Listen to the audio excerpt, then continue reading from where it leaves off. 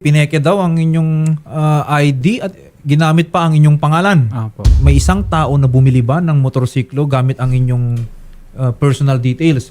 Kwento nyo nga po sa amin, sir. Ano po yun? Installment basis po yun. Ngayon po, ako po yung nag-apply sa page ng SB Finance para po sana magkamotor kasi yung luma kong motor, sira na. Okay. Nag-apply po ako, tapos pagtapos po, pinasok ko po yung mga requirements. Pagpasok ko po ng requirements, after a month, hindi man po ako kinontak na approve ako. Tapos nagulat na lang po ako, pumunta po yung under agency ng SB Finance na collector. Sinisingil na po ako ng naghahalagang 8.2. 8.2 muna po. Tapos after a month ulit, 17,000 na padala sa Gmail ko ng mga babayaran ko sa SB Finance motorsiklo. So kayo po mismo yung nag-apply na Opo. makabili Opo. nitong motorsiklo po na ito. Yung application po ba ninyo, kasama doon yung ID po ninyo?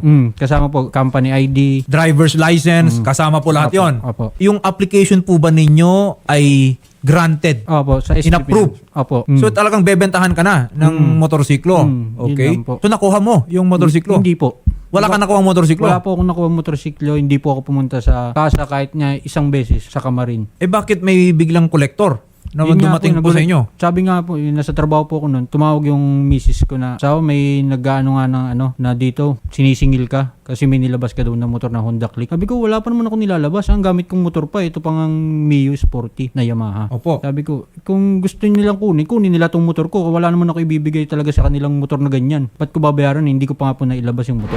Ngayong taong ko lang po, 2024 pa po kasi nailabas yung motor eh. Ngayong taon lang po kasi bumalik na naman yung collector ko, yung collection. So 2024, inilabas daw Yung motorsiklo na hindi naman ikaw yung tumanggap. Opo. Kailan po yung huling pag-collect nila sa inyo? 2025 ng January. Pero hindi, So nung sinabi po ninyo na wala kayo natanggap, hindi na bumalik. hindi po bumalik. So Or ito siya yung yung nagpakilala lang ikaw. Opo.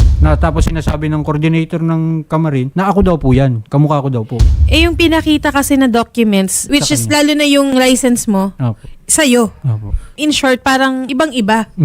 Gumamit siya ng peking ID na hindi naman Parang magka- identity theft. Yes. May nagpakilalang isang Sir John Rick Toledo, sinabi siguro doon na ako po yung nag-apply Yes, ng attorney. isang oo. motorsiklo. Pagawa po siya ng peking lisensya na ipapakita niya. In-approve nyo naman, kukunin ko na po yung motor. Yes. Pero hindi ikaw yun. Hindi Oo. Ang nakakapagtaka, attorney, paano siya nakakuha ng license mo? Ng copy ng license mo? Ayun Sino po. ba yung pinagbigyan mo? Yung mismong ano lang po, yung sa financing kasi nandun na po lahat Itong yun. SB Finance. Opo, kasi yun po yung page nila. Yung Okay. Moto Express Kamarin Caloocan branch. So sa ngayon, sir, pilit pa rin po kayong pinagbabayad. Opo, kahit kailan po, di ko pa isang taon nga po ako nag-service, ngayon lang po ulit ako nakakuha motor eh. Okay. Meron ka bang pinirmahan dyan na parang deed of conditional sale? Wala pa po sir. Hindi nga po ako pumirma eh. Parang ginaya din po yung pirma eh. Ginaya din yung pirma pirma po ko. ninyo. Okay. Kasi kung peke lahat ng mga dokumento, Shari, particularly yung driver's license na pinakita, falsification yan. These are private documents. Yung pag-misrepresent po sa inyo, aside from the fact na mayroong identity theft, krimen po yan. Sa ngayon, hindi nila mahanap yung motorsiklo na Hindi yan. po. Tinatanong po sa akin nila na kung kilala ko daw po. Sabi ko hindi ko po kilala talaga yan. Okay. Tapos sabi ko sa kanila, pinablatter ko na po yan. Major, magandang hapon. Si Attorney JV po ito. Pwede po ba nating tulungan na maimbestigahan, i-identify po natin? Siguro, let's start. Hanapin siguro muna natin, asan ba itong motorsiklo na to? Plate number 463XNX and number 2, hanapin po natin yung tao, may litrato naman eh. Opo, attorney, ano na lang po, i-assess po natin yung magrereklamo para po ma-imbestigahan po natin ng maayos kung ano po talaga ang nangyari dyan sa nangyari po na yan. Yes po, no? Kasi Major, maganda na rin po ito na wake up call sa lahat ng mga dealers, mga financiers, na hindi pwedeng basta may tao lang na magpakita dyan sa kanila, nagpapakilala, no? Gumagamit ng personality ng ibang tao, i-release na nila yung motorsiklo. Opo. I think yung experience naman ng nakakarami sa atin, ang daming klaseng investigation yan. Di ba? May credit investigation. Minsan nga, tatawagan pa kung sino man, employer or what, to confirm na yung tao talaga, aside from the fact na capable siya to pay for yung motorsiklo na yan, yung identity. Dito po, Major, nakakabahala lang. Opo. Ito po ba, Major, is this the first time na narinig po ninyo na may nangyaring ganito? Or meron na rin... Yes po, attorney. Dito po sa Caloocan, ito po yung first time na may kaso po tayo na ganito. First time dito po sa Caloocan. Ano po? Oo. Apo. E di with more reason po, Major, na hanapin po natin itong may kagagawan nito para hindi na siya makaulit dyan sa area po ninyo. Opo. Yun po ang gagawin po natin. At para mabigyan din po ng linaw at hustisya yung nangyari po kay Sir John Rick Toledo. Yes po. Major maraming salamat po sa inyo at umaasa po kami sa tulong po na ihandog ng ating kapulisan. Opo. Hihintayin po namin siya anytime po dito po sa aming opisina para po ma-assist po namin siya at mabigyan po ng aksyon yung nangyaring ito.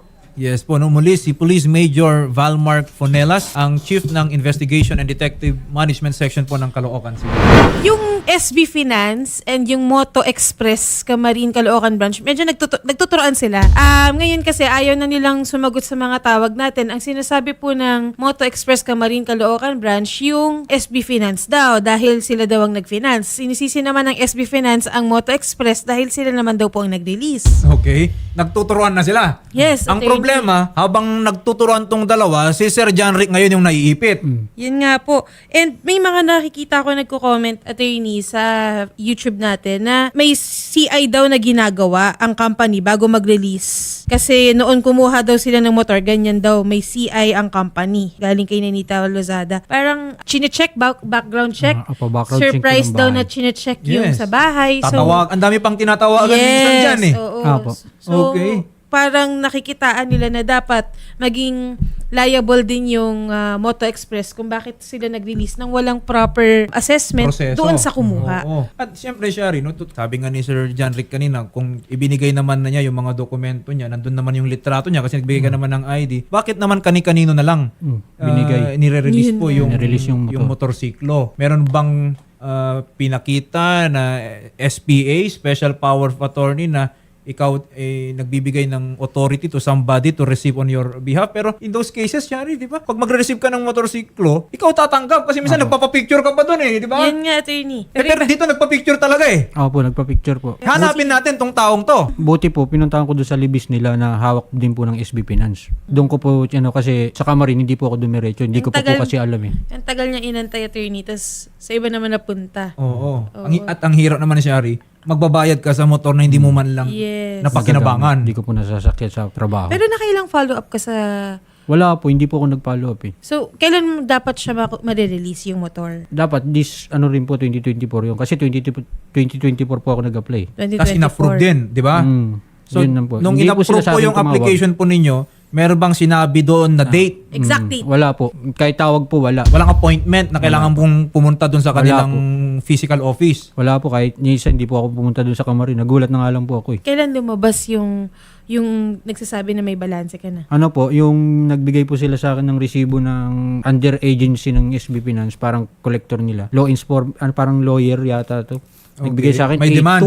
8-2. Ano po August din po Mga 2024 din. 2024 po. Yun na nga po, no, yung mahirap. Siyempre, kung si Sir John Rick, kahit sabihin natin na siya yung nag-initiate kasi meron naman talaga siyang application. Pero kung in-approve via email ba to na in-approve? Yun lang po Yun Kahit lang. sa email, hindi po. Tapos magsisend na lang po sila sa akin. May babayaran na ako sa email. Okay.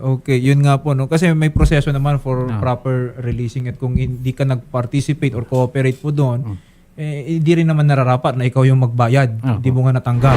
Magandang hapon po, Attorney Richard Perez. Sir, ito po, no, hingin lang po namin ang tulong po ng inyo pong tanggapan na number one, sana po mahanap natin itong motorsiklo na may plakang 463XNX kasi apparently, ito po ay nagiging subject of a crime. At number two, hanapin po sana natin yung tao na nagpanggap bilang si Sir John Rick Toledo kasi inaagrabyado na po yung totoong John Rick Toledo. So I think po, no, ang atin pong Land Transportation Office, kaya naman po sigurong i-trace kung yung records nitong motorsiklo po na ito para ma-identify at mapanagot po natin yung kriminal na may kagawan po nito. Opo. So sa ngayon po, narinig ko po, yung mga kailangan po namin gawin, verification ng papel, ng motorsiklo, kung saan yan possible na renew, kung sino yung registered or yung sino yung nag-submit ng driver's license, i-verify po namin. Kasi parang lumalabas, sir, na nagamit yung, I'm not sure kung yung driver's license niya, nagamit din para i-claim Yes po. yung Oo. motorsiklo na yan. Yes, Oo. sir. So,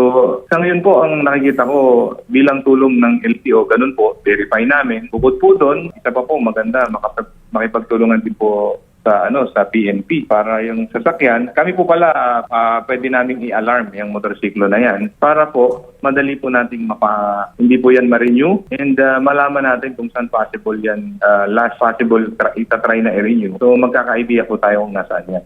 Ayan, no? In short, hahanapin po natin, Attorney Perez. Yes, sir. Yes, sir. Oo. Yes po. Yes po. Kasi kung sino man pong may hawak ng motorsiklo na yan, magbibigay po siya ng clue sa atin kung paano Yes or po. kung kanino nang galing po yung motorsiklo po. No? Siyempre, matetrace natin yan. Yung tao talaga na naglabas. Opo. So, Attorney Richard Perez, maraming salamat po at sana po mabilis po natin na matulungan itong si Sir John Rick Toledo. Doon na rin Yes po po. sa mga dealer at financing company, sana din mahingan din po natin sila ng kanilang panig para kompleto po ang ating investigasyon. Yes po, sir. Yes po, sir. So kami po patuloy po kami makipagtulungan dito po sa inyong istasyon para po matulungan natin yung ating pong kasamahan at kapwa Pilipino para hindi naman po ganyan hindi mangyari sa iba din po. Ayan po. Sige po. Muli po, maraming salamat kay Attorney Richard Perez, ang Chief of Staff, Office of ASEC Marcus Lacanilaw ng LT. Maraming salamat po sa inyo. Maraming salamat din po. Mabuti na rin na si Sir John Rick naipagbigay alam na ito pong nangyayari po na ito. Kasi Sir John Rick, kung yung motor na yan ay ginamit sa isang krimen Krimen. Yun later po on, siya. sa'yo nakapangalan, di ba? Ako daw po yung dadamputin. Ikaw yung nakarehistro. Ikaw talagang dadamputin dyan. At least Kaya po ngayon sabi- pa lang, naipagbigay alam mo na sa lahat Opo. na kahit pangalan mo yung nakalagay po doon, ibang tao po. Okay, yung nag-register, yung naglabas doon sa motorsiklo po na iyon, no? Kasi Shari, nakakabahala rin. Baka ginagawa talaga ng mga sindikato 'yan. Okay, gagamitin nila itong motorsiklo na to for some criminal activities. Yung inosenteng tao na nasa bahay lang, siya pa mananagot doon sa mga krimen nila. Magiging ikaw yung fall guy.